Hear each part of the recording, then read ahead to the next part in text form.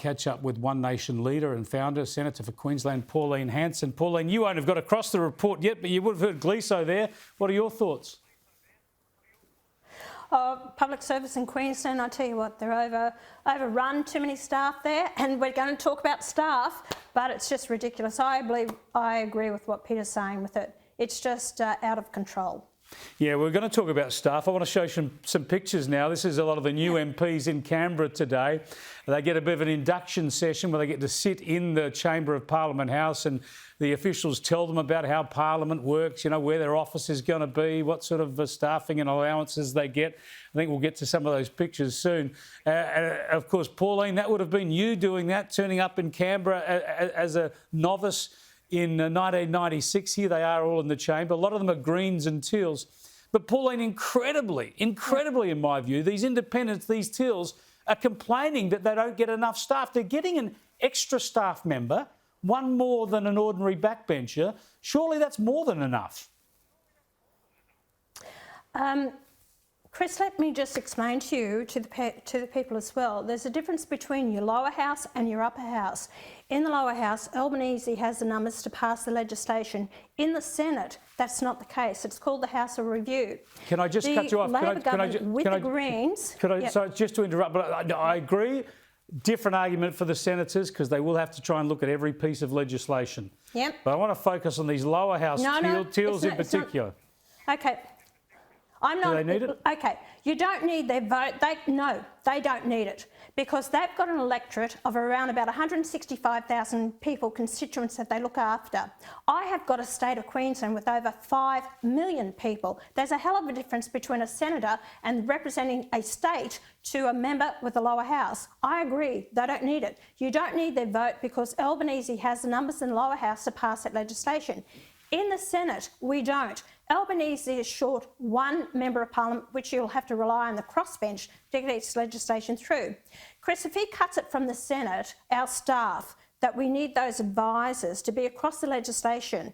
There was 167 pieces of legislation that we are informed about that can come on at any time. We have to be across it and we have to know what we're voting on because who'll be the first one to criticise us? You. The media have a go at us on how we vote on these issues. That's true.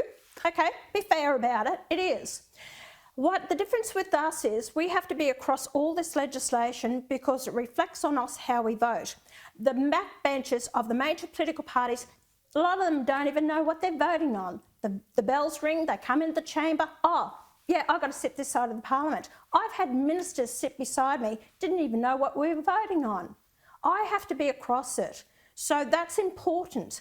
What they're trying to do is shut us down so we don't have the resources, the staff, the advice that we have to make decent decisions on legislation that's put up before the House. And that's what they're trying to do, is shut us down. The Liberal Party are lame ducks. If the Liberal Party get all the crossbench, they will never stop the legislation put up by the Labor Party, but the crossbench can. Give us the resources that we need to call for accountability. You make an important point about the Senate, but you can't smear me, Pauline, with the sins of all the media. Otherwise, I'd smear you with the sins of all of politics. But in the lower house, this is what intrigues me, right? You've got the Teals. They're effectively a party, right? They're all getting an additional advisor above what a normal backbencher would get. Now, if they can't share the resources with those extra advisors between the Teal independents, well, then they haven't got any idea of how to operate, right? They should share that resource. Chris, I'm not arguing. They're all Teal, okay. They should be sharing the resources as the Greens do, and if you get party status, which is 5 members more across both houses. But the fact is, I'm fighting for the senators. When I compare the number of constituents that we have to the lower house, they don't deserve the 8 members of Parliament. And I agree with Albanese. When I put this to the PM, he said, you make a very good point. They talks about the parliamentary library. Chris, that closes. That only runs from 8:30 till 5 o'clock. It is only open there on Monday, Tuesday and Wednesday night till 8 o'clock at night. Sorry, through the week, only till 5 o'clock it's shut, not open weekends. We can't resource that information because they only give you the direct information. My advisors go to meetings on behalf. We talk to unions, we talk to business people, we talk to organisations that are putting their points of view across. Because of my research that had happened over the years, guess what? I managed to actually stop the Singaporean buying up land for military training, the code of conduct for the sugarcane industry, the ABCC bill, which we presented our information to the Liberal Party at the time to improve the legislation.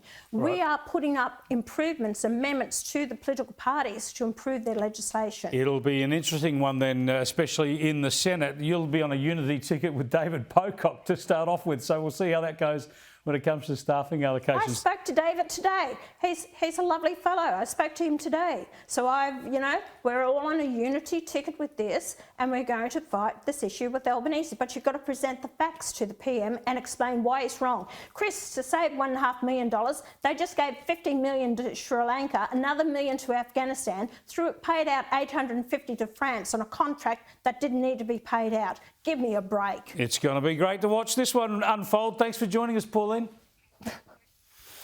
Pauline Hanson Chris. on a unity ticket with David Pocock, with Albo in the middle. He's got Pauline on the right, Pocock on the left. And sure, they're all lovely people. I just think some people have nutty views.